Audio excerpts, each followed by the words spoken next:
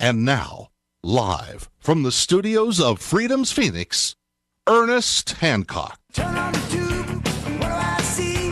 A whole lot of people crying, don't blame me. They point their crooked little fingers at everybody else. Spend all the time feeling sorry for themselves. Victim of this, victim of that. Your mama's too thin and your daddy too fat. Get over it. Get over it. Yeah, get over it here in the clear. You're independent of me, Ernest Hancock. You know, we're going to go into Nasser. Now, Nasser kind of came up. He's the one before Sadat, I believe. And Nasser was an army officer. He went in the military and so on. And we're right at the end of World War II. Now, keep in mind, Egypt, you know, the German army, the Panzer divisions in the U.S. and the British and French and everybody and fighting tank warfare out in the desert and here back and forth. Now it's quit at North Africa campaign. Well, Egypt is kind of like, hey, man, you know, we're just, you know, hanging out here on the Nile. They didn't want to play. But after World War II, all of a sudden, here comes the Palestinian issue.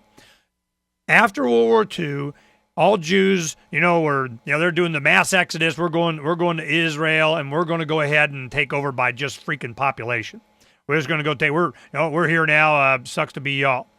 Well, there's a lot of, I've read books on different, and bottom line was this. After World War II, the Arab indigenous people that were living there, the Palestinians, herding goats and so on, they're like, yeah, this is my property. It's been in my family for hundreds, if not thousands of years, and, we're good. And they came over and they said, we've been, we're the British and French and such. We're Western powers. We draw lines wherever the heck we want. Did World War I, did World War II. Well, here comes the United Nations. Israel is wanting to get their own state, blah, blah, blah. Ouch, quit it. United Nations recognize them, they get their state. Well, during this time, there were a lot of Arabs that were kind of like, heck no. Once it starts here, now, man, it's like the Crusades again. Well, Nasser was kind of the mind for this, pan-Arab thing. That would be all one country. This is kind of what they feared coming out of Egypt. Now, he didn't make a lot of, public announcements of which side he was going to. He didn't commit to here or there. Or he had his own plan.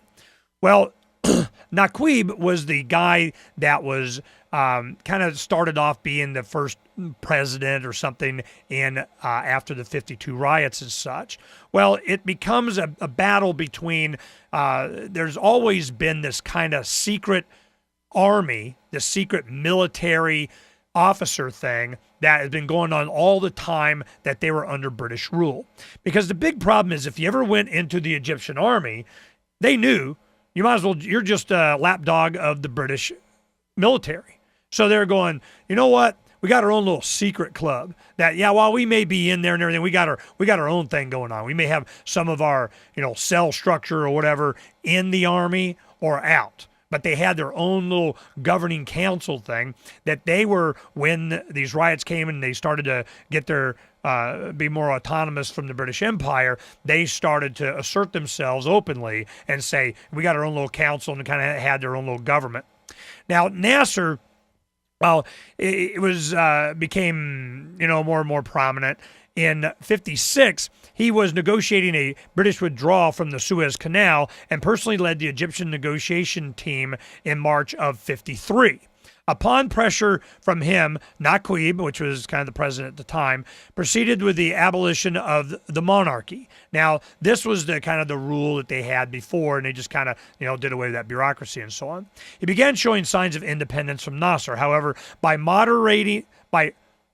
moderately opposing land reform, even though the general population credited the law to Naqib, soon the two leaders began to openly compete for control of the country.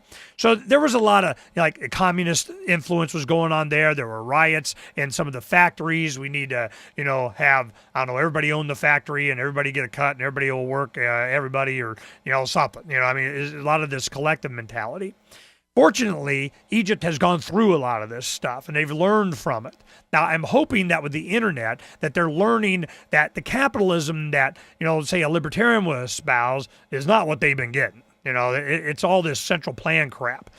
So Nasser, Here, let's see. He goes in July, the feud between the two leaders, and this is in 54, I think. Between two leaders were rekindled when Nasser and the British Foreign Affairs Minister, Anthony Nutting, signed an agreement in principle that would give way for the British withdrawal from the Suez Canal, as well as grant Sudan the right to self-determination, because Egypt and Sudan were under British rule.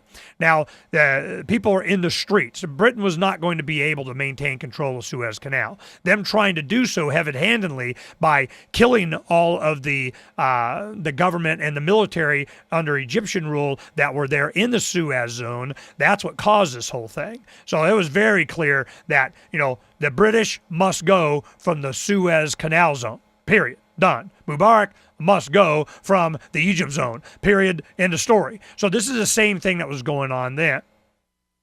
Now, what they did once they went and they gave Sudan self-determination, Naqib was half Sudanese and popular in that country. He thought that most of the members of the RCC, which is like this, little secret group of Egyptian soldiers and so on, and most Egyptians believe Sudan belonged to Egypt.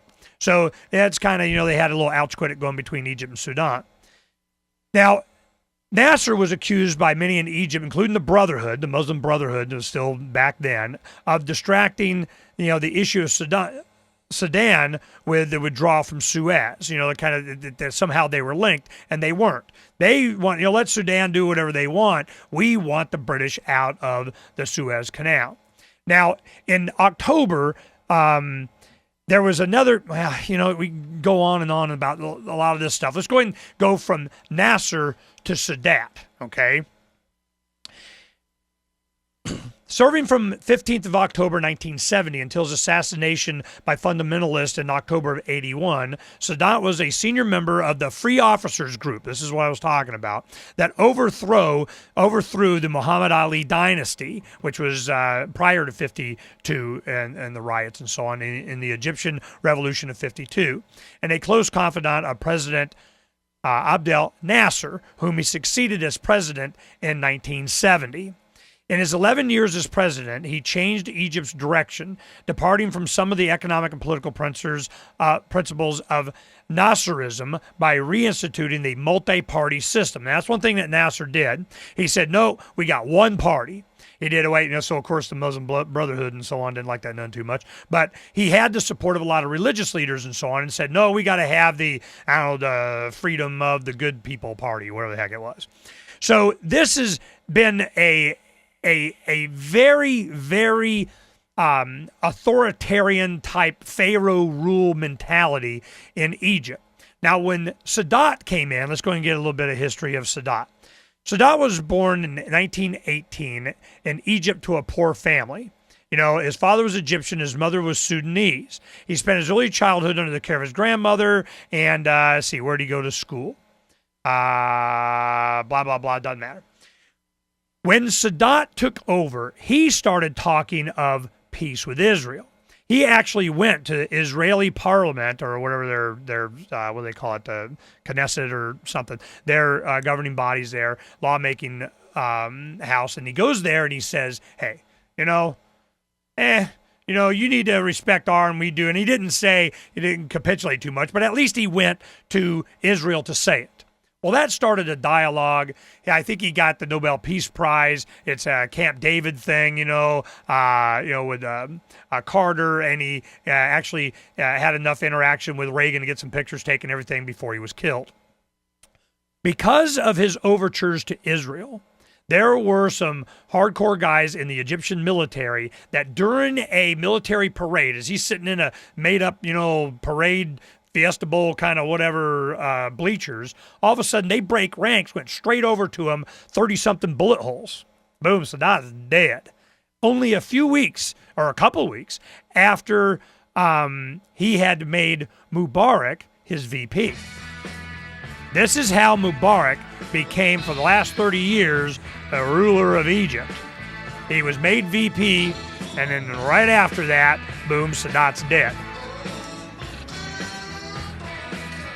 I'll get to the interesting part when we come back.